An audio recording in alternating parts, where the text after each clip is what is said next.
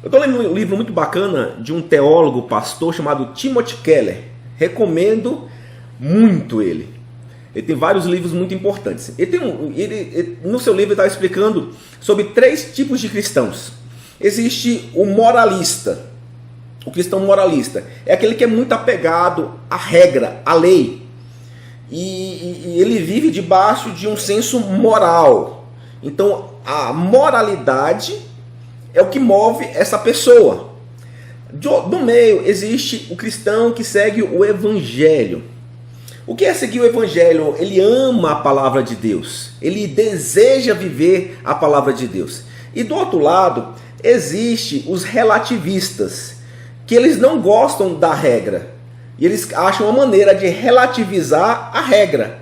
Porque se o moralista ama muito a regra, ele gosta da regra, os relativistas, ele não gosta da regra.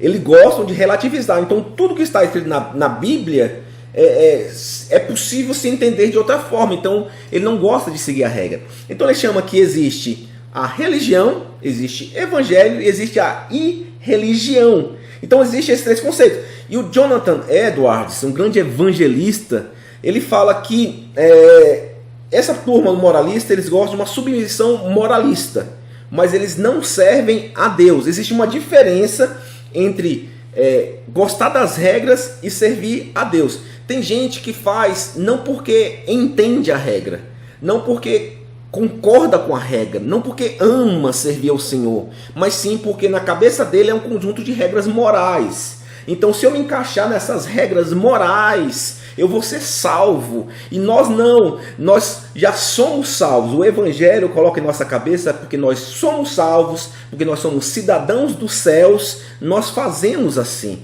Então nós não seguimos as regras por causa da salvação, por uma questão moral, mas sim porque nós entendemos que é a verdade.